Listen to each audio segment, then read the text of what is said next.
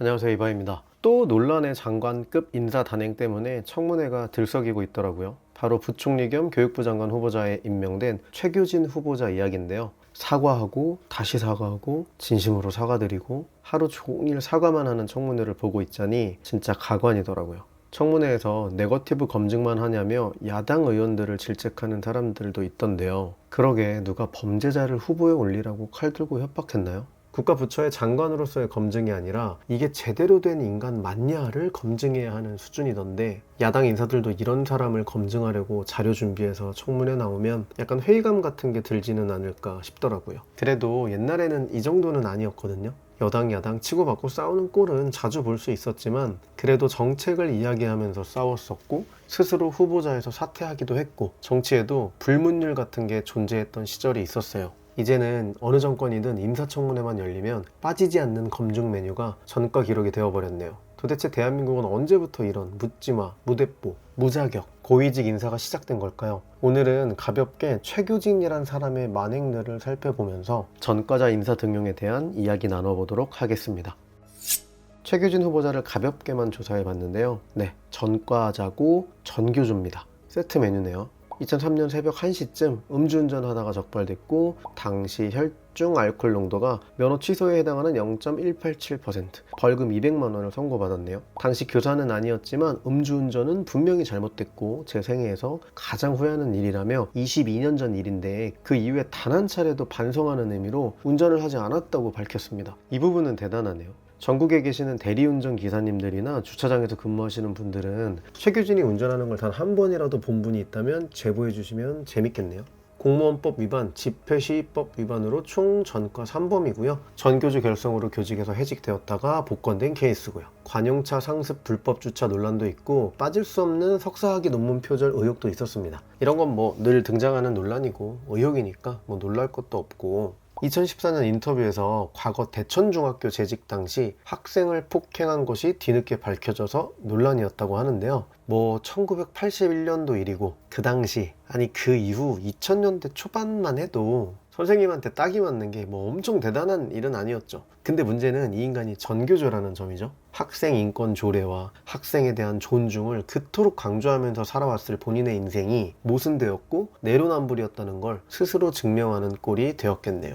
다른 논란들도 많은데요. 전교조 충남지부장의 부위원장까지 지낸 사람이기 때문에 좌편향적인 사상으로 쏟아낸 발언들이 논란이 된 경우가 많더라고요. 천안함 폭침을 북한의 소행이 아니라 이스라엘 잠수정과 충돌한 것이라고 주장하는 자료를 공유하고, 천안함 음모론을 다룬 영화의 상영금지 가처분을 비판하기도 하고, 그 밖에도 사상적인 논란들이 많습니다. 논란에 대해 다루는 쇼츠들이나 콘텐츠들이 많으니까 한번 보시면 좋을 것 같아요. 북한을 사랑하는 사람이면은 틀림이 없어 보입니다. 한나라의 교육을 관장하는 부서에 가장 높은 자리에 앉을 수 있는 인물인지는 여러분 모두 스스로 판단해 보시면 좋겠습니다. 제가 지난 영상에서도 전교조에 대해 다룬 적이 있는데요. 대한민국 교육 현장에 전교조가 얼마나 더럽게 스며들어 있는지에 대해 다양한 제보들을 토대로 영상을 제작 중에 있습니다. 곧 업로드 할 테니까 기대 많이 해주세요.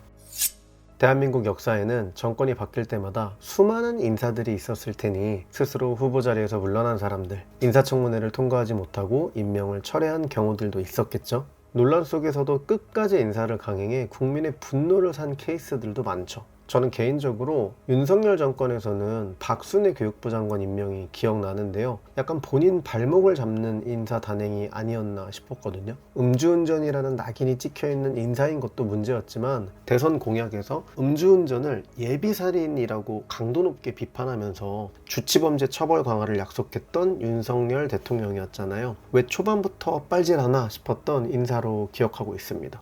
그 밖에도 뭐 너무나 많죠.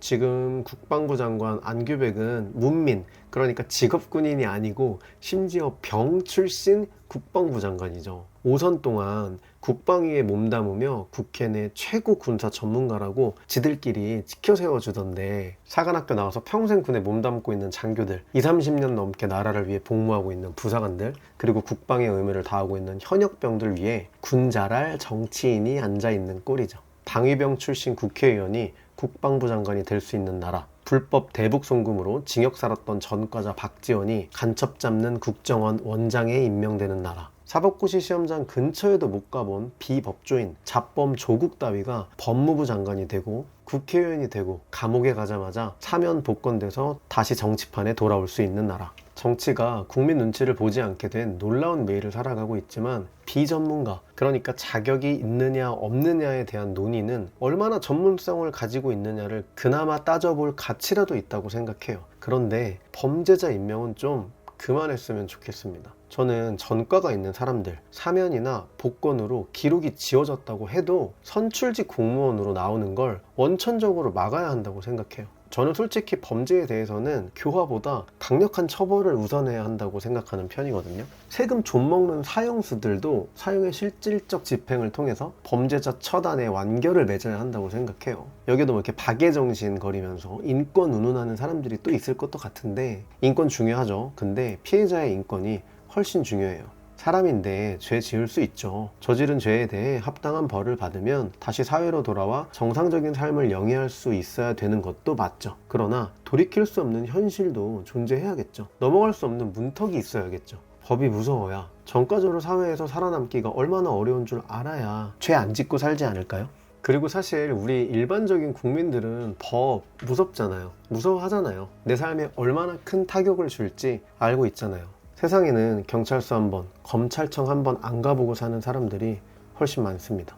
민주화 세력이라는 이름 아래 집회, 시위 관련 온갖 범죄 전력을 훈장처럼 내세우는 인식도 사라졌으면 좋겠어요. 민주화 운동이면 테러범도, 납치범도 용서가 되는 사회 인식은 분명 정상이 아닙니다. 선출직 공무원 자리에는 근처에도 못 오게 했으면 좋겠어요.